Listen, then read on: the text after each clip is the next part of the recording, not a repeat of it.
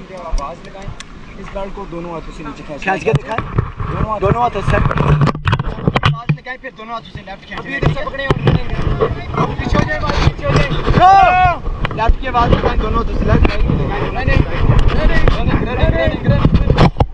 और ये जी हवा के अंदर और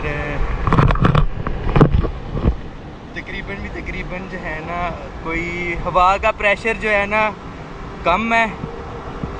और ये है कि जी डर इतना नहीं है, एक्साइटमेंट बहुत थी। और पानी जो है ना नहायत ही खौफनाक लग रहा है नीचे से। बस अल्लाह खैर करे। और